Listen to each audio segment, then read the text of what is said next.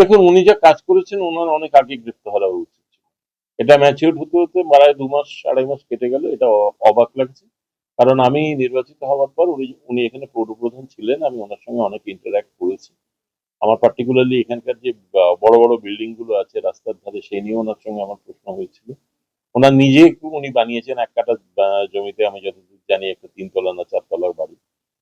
তো ওনার গ্রেপ্তার তো অনেক আগে হওয়া উচিত ছিল, এবং সব থেকে বড় উনি যেটা অন্যায় করেছিলেন যে আমাদের কিছু নৈহাটির নাগরিকরা পাকিস্তান বিরোধী কিছু লেখা লিখছিল, তাতে উনি সেই ছেলেগুলোকে কিছু দুষ্কৃতি দিয়ে মার খাইয়েছিলেন। তো ওনার এগেনস্টে আমি জানি না কি চার্জ জানা হয়েছে, কারণ আমি প্রশাসনের এসব ব্যাপারে ইনভলভ হই না। তবে ওনার এগেনস্টে দেশদ্রোহিতার চার্জ জানা উচিত।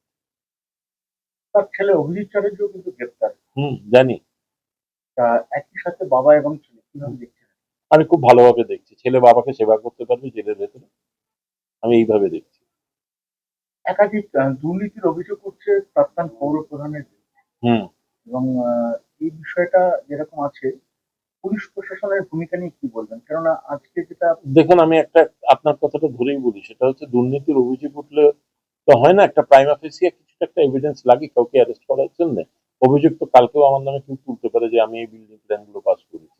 একটা প্রাইমা ফেসিয়া এভিডেন্স লাগে, তারপর পুলিশ তাকে অ্যারেস্ট করে, তারপর কগনাইজেবল অফেন্স করে থাকে, তখন পুলিশ উইদাউট প্রাইমা ফেসিয়া ধরা যাক কাউকে ধরে মার্ডার করলেন, এই করলেন, তখন আর প্রাইমা ফেসিয়া এভিডেন্স লাগে না, তখন প্রাইমা ফেসিয়া এনকোয়ারি ছাড়াই অ্যারেস্ট করা যায়।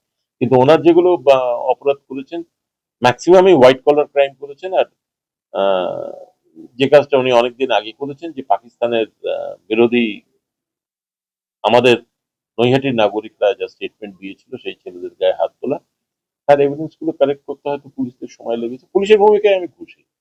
Police is taking his their own action as per their proper way. কিন্তু প্রাক্তন পৌর প্রধান বলছেন যে তার বিরুদ্ধে কি অভিযোগ, কি কারণে গ্রেপ্তার তিনি নিজেই জানেন। তিনি নিজে অনেক কিছু জানেন না। উনি এখানে, আমি যখন ওনার সঙ্গে অনেক ব্যাপারেই কথা বলেছিলাম রিগার্ডিং, ধরুন আমাদের এই ড্রেনেজ সিস্টেমটা সম্বন্ধে, রিগার্ডিং এখানকার বিল্ডিং প্ল্যান সম্বন্ধে, উনি সব সব কথাই বলেছেন। সব বোর্ড অফ কাউন্সিলর করেছে, আমি কিছু জানি না। উনি কিছুই জানেন না আসলে।